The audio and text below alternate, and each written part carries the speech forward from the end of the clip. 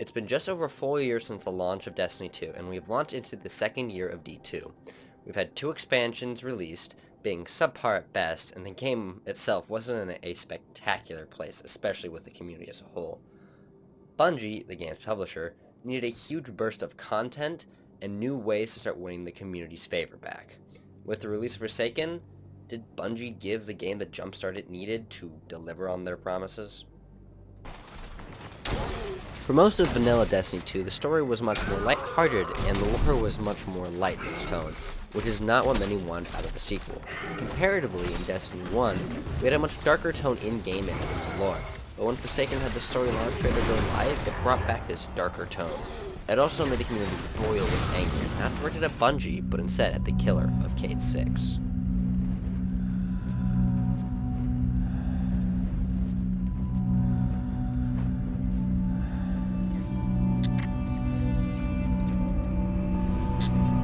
A lonesome star in a bitter sky. I hear the hungry ghosts calling out in the night. Just a couple victims of this brutal prize. Am I strong enough to let things just die?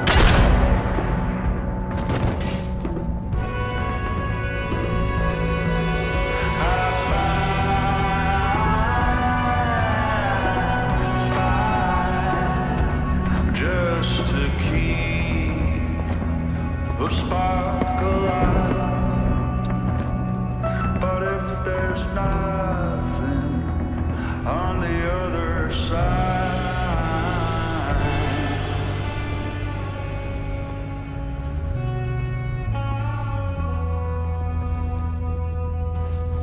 why can't I leave well enough alone and go to the light?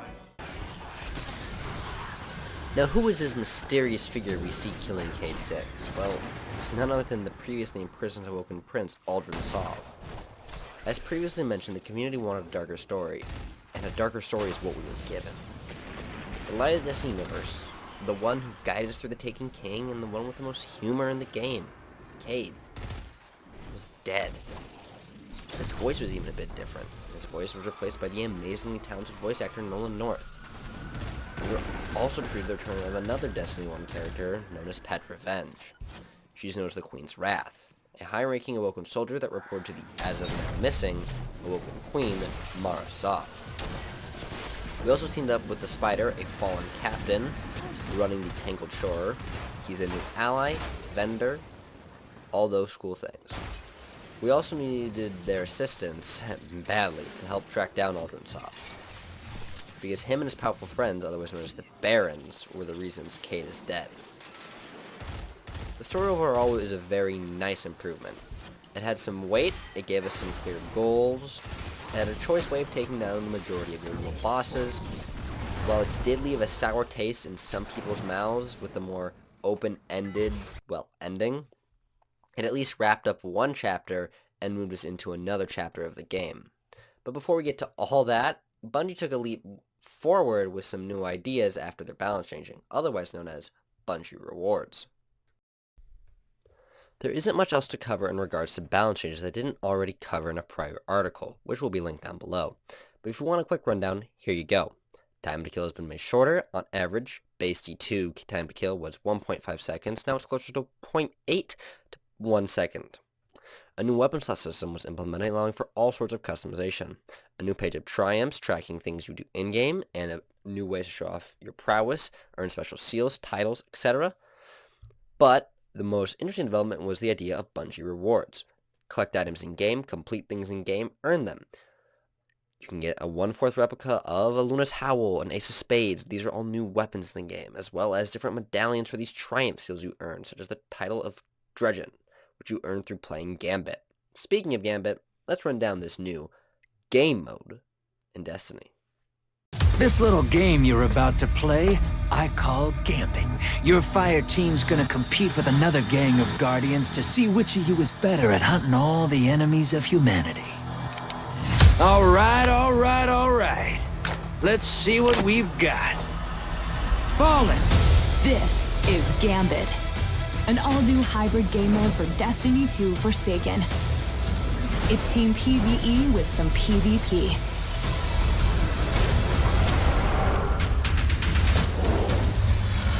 Fight, collect, bank, invade. That's the quick rundown of Destiny 2's new game mode, Gambit. Gambit is a beautiful mix of player versus enemy, player versus player. Essentially, you fight enemies, and as you defeat them, they drop motes, these little pyramids. You're able to hold a max stack of 15, and each time you bank 5 or more, you send over a blocker. These blockers prevent your enemies from banking any motes they are currently holding, until they're defeated. Now, 5 motes send over a small blocker, 10 send over a medium blocker, and 15 sends over a large blocker. But, if you die, you lose all motes that you are currently holding and have not yet banked. Now, every 25 motes banked, portal opens up, and you gotta do this. Take him a while to chew. Portal is primed. Lock and load.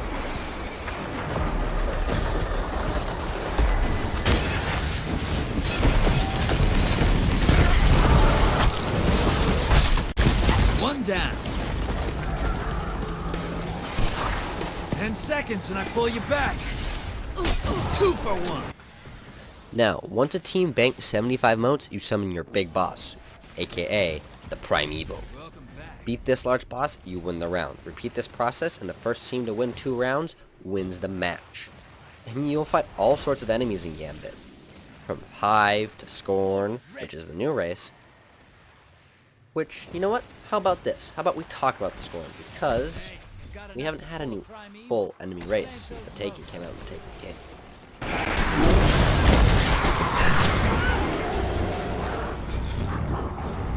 You're close. Bank and summon that Primeval.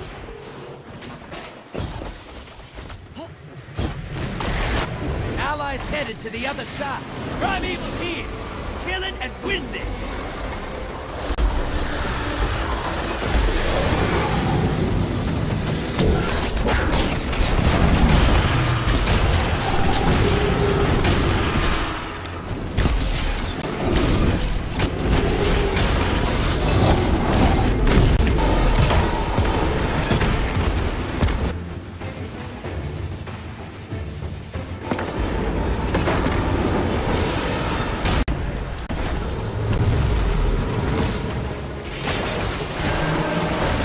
Your back.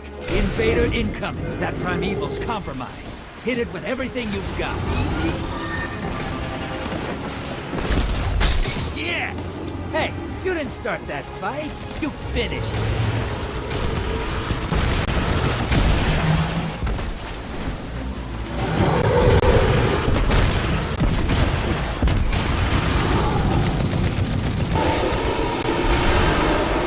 Watch your back.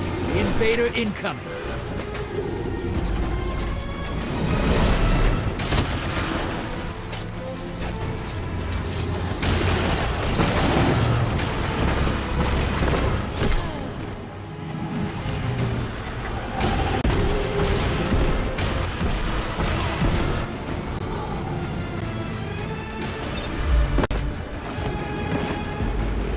Invaders out. You'll get them next time.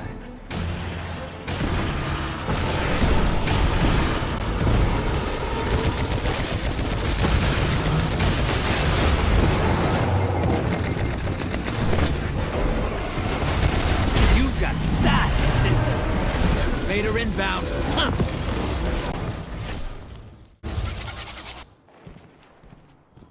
It's been over 2 years since we had a new enemy race in Destiny. We've got new variations of different enemies in the past, and that's the Scorn, the new enemy race, is shaping up to be just another variation. When we were first introduced to the Scorn in the Forsaken revealed, they were called Undead Fallen. So a wave of worry was sent out into the community as we feared these were just going to be a fresh coat of paint on the Fallen again.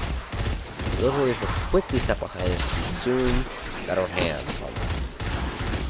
Not only do these enemies look different, not insanely different, but still very noticeable, but they do have different weapons types, different attack types. Some have the old crit spot in the head, some have these little flame flails that they swing around, and you shoot, and they explode. That's their crit spot. But also, they brought new bosses, the Barons. 8 of Aldrin's powerful friends that we needed to take down the shore. but I'll let the spider explain each and every one of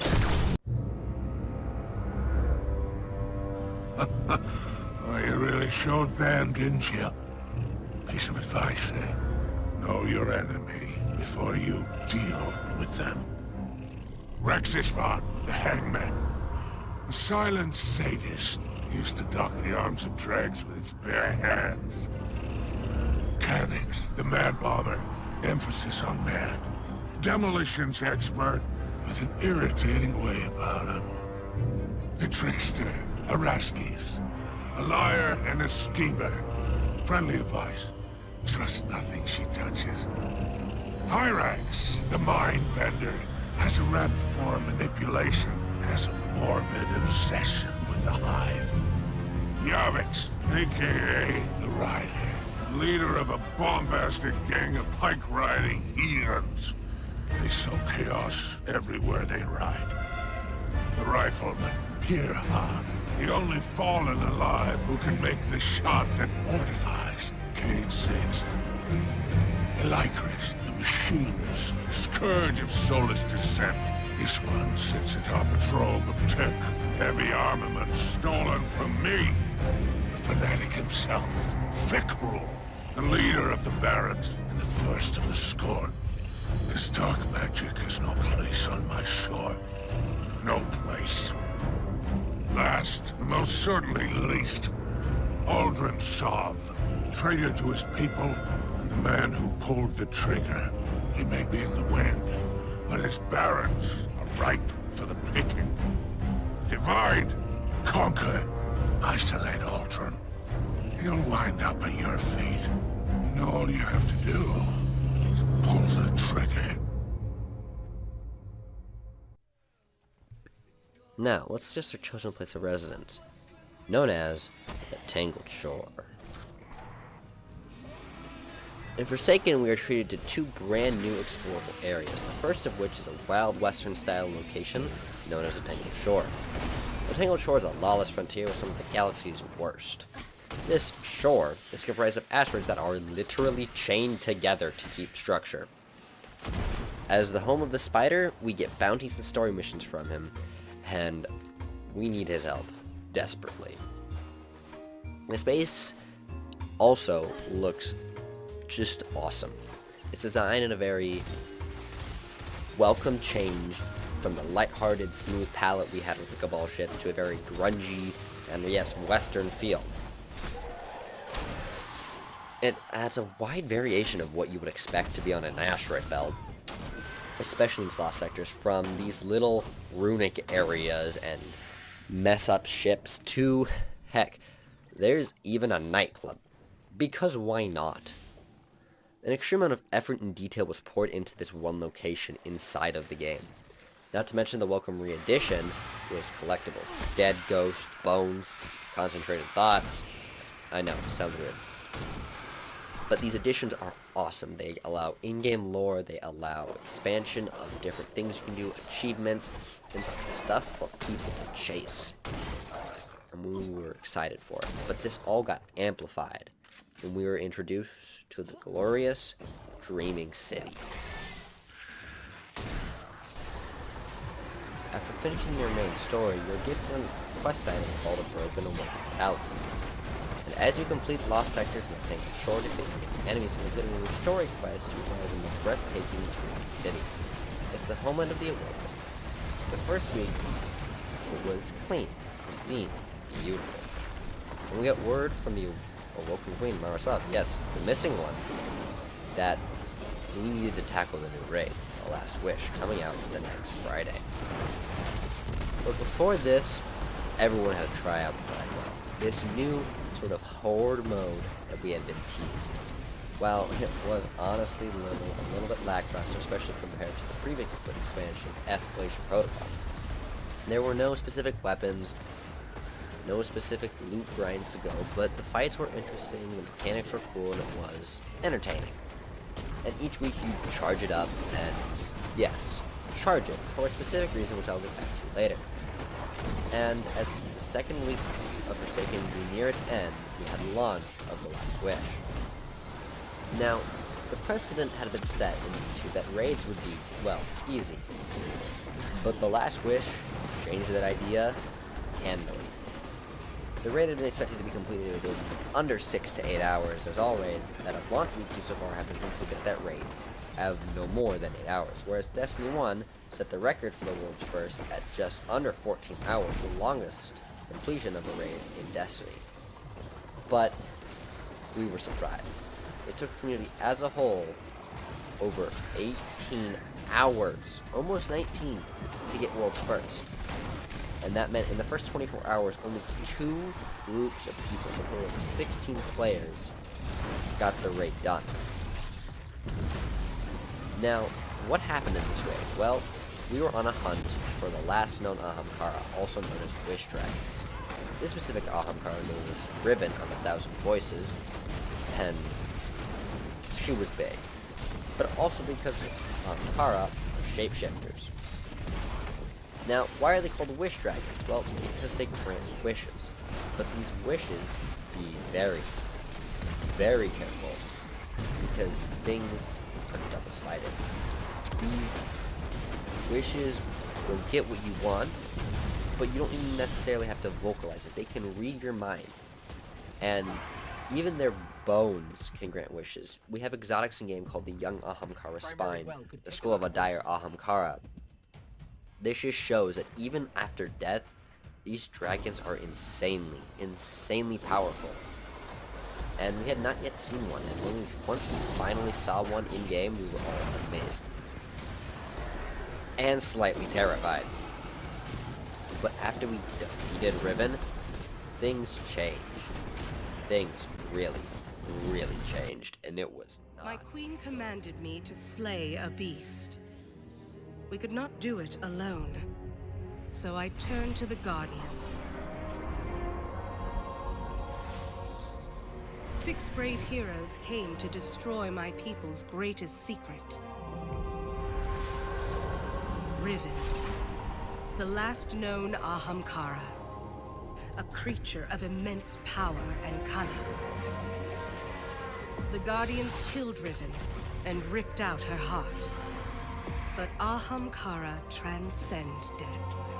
They can transform desire into reality, even when they are nothing but bone and dust. I should have known that Riven would grant one last wish, one last curse. Now the Dreaming City has... The Taken curse we were teased with had finally been unleashed in the city, and we were powerless to stop it. In fact, we actually caused it. Beating the raid caused the curse to spread across the Dreaming City. This introduced a new gameplay loop into the game, a new 3-week cycle of the curse. As it grew stronger, we threw everything we had at it to fight it, but each week, it also brought a new story mission for us to tackle. At the 3rd week, it reset. New threats, new missions, looped. We fed the blind well, we did our Senate challenges, gave our offering to the oracles or the space phone, and the 2nd week, we sent a message off to Marasov detailing Petra's plan to stop the curse. 3rd week comes, and boy did we have a surprise.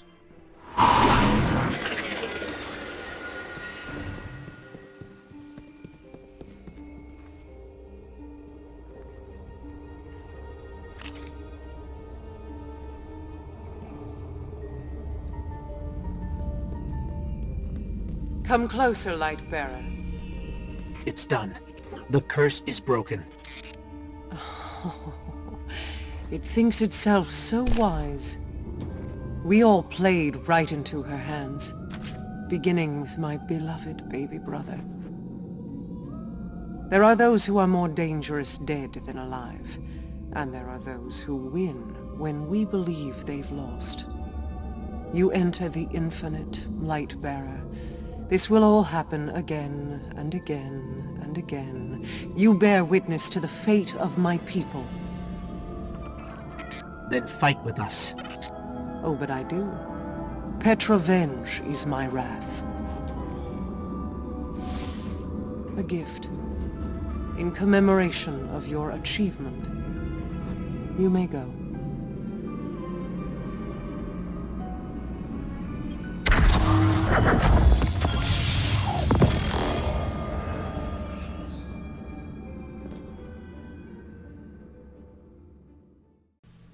This gives logic behind why the 3-week curse cycle is even happening.